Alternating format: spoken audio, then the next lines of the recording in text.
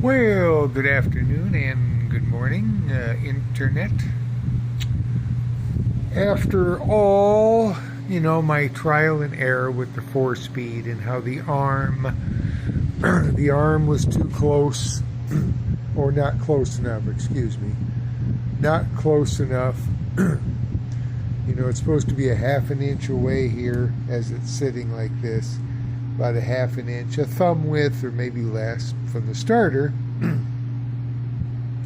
After doing a lot of figuring, thinking, and so forth, finally figured it out. Yes. Now, what I'll show you is not the cover it's on there, because I pretty much got this done.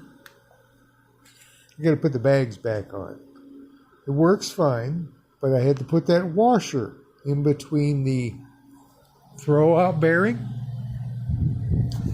and where the grease is. Now this is the other one. I tried different ones.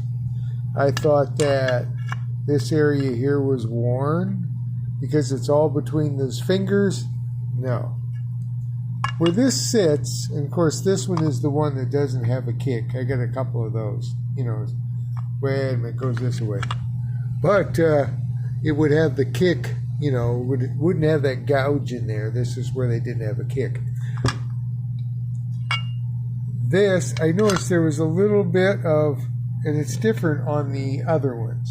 Or the one, I have one other, the one I can put a kick on, which I have on there with the kick. It bumps right into here. I can see a little bit of rubbing. I think it's right up in this area. I think it was in here, like up in here. I noticed a little shiny spot, and that's the whole thing that was bumping into, not allowing this to go further this way, which then it would here, but as that gets to go further, this would go closer, like it's supposed to, up against the starter.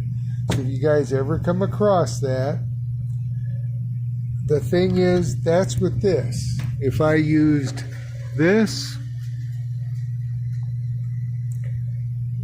it doesn't have that problem because it's physically different. But I prefer the old style, as I understand other people also, because these last like forever.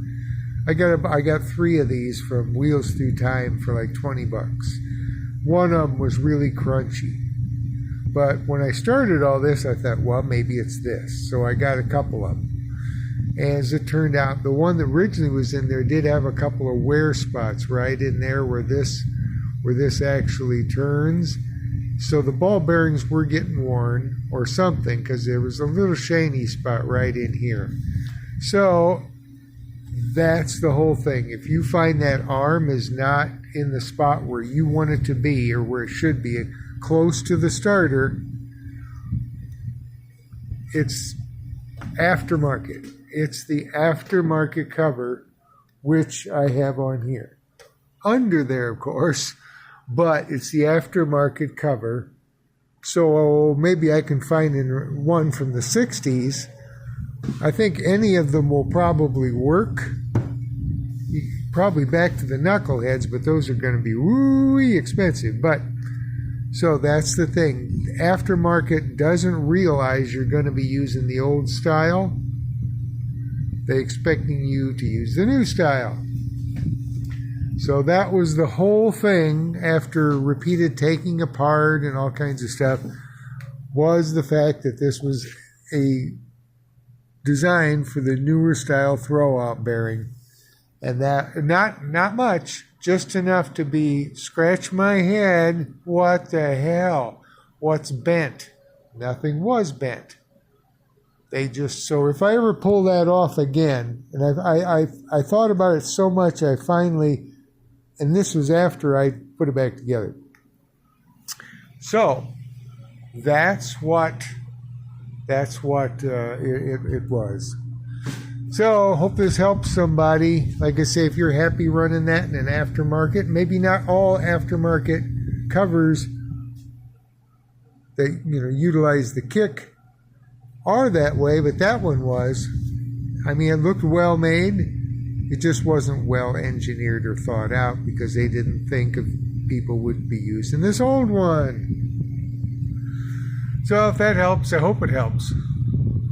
I mean, it took me a lot to figure out. I'm not an engineer. Matter of fact, I was in Sweat Hog Math and I didn't make it all the way through. I was in Cotter's class. So thank goodness I got a wife that she was going to be a CPA. I mean, I probably followed that up when we met in high school. But yeah, she's the one when it comes to figuring and on the engineering side. She probably could have been something, special. I mean, she's special to me. It's just she could have gone on to college where neither one of us did. It just takes a lot to scratching your head and trying until you figure it out. So that's it. Let's see. Well, I've been tinkering with this. Went through here. I don't know if I made a video on this. I had to order a gasket. Some people think these cost. Finally found one for like $10. Everybody else wanted $2,500. It's from 1981. I went through here, went through all the gears, make sure everything's okay, and took it all apart. And actually, I think the oil injection still does work because I took the exhaust off and it's been sitting for, maybe 3 years. The whole thing was full of oil, so all this oil went through here. I don't know if this actually works. I'm going to tinker with it. I cleaned the carb's all cleaned up, but this always went into here, and then you have a gear in there that's run off the back side of this. It's supposed to shoot oil into the chamber. I really didn't know that much about two-strokes, but that's how the gas apparently gets. The gas goes into the case of the engine, and then it's sucked in through the reed valve into the head. It fires with the spark plug. So it's it's a different kind of animal. And I never really had a reason to understand two-strokes until I worked on that that green Honda that I had over here a couple of years ago that I redid for a lady. It needed bearings in the bottom end. Finally, I took the engine apart and looked at it and goes, the carburetor, the fuel, the air is not going into the combustion chamber. It first goes into the bottom end, then it's drawn in, best I can tell, maybe I'm wrong, it's drawn into the combustion chamber. So that air and oil and gas kind of oils the bottom end. So I guess that's how all these two-strokes work. It was always a mystery. I mean, I would just fix them, never really looked at them. I would just fix what was broken and go on. So chain's in good shape. It's got little idler thingies there. I guess the newer ones are all plastic. Well, they made them up until, I don't know, maybe 1990, but you can tell it's old because part of it is actually metal, and then it's attached to this, and you got one up there that does the same thing. And this whole thing goes click, click, click, click, click, click. And then when you pull in the rear, that goes like that, and that fires off like a clock. Like you wound the clock, and that fires it off. So it's click, click, click, click, click, click. Then you come up here, pull that, releases the energy, and makes the engine turn and start. And vacuum petcock. So just tinkering this, I gave that lady the battery I had out of this one when I worked on that other one. So I had to order a battery. Finally found one that wasn't, $70 because it's a little 6-volt. But if, like I say, that thing about the throwout bearing can help, that'll be great. It I just had to think and think and think on it. Well, I'll catch you guys later. Have a great rest of your week. I got a dermatology appointment tomorrow. That's always nice. You get buck naked and the lady just looks you all over. And you pretend like it's not fun. because she's cute.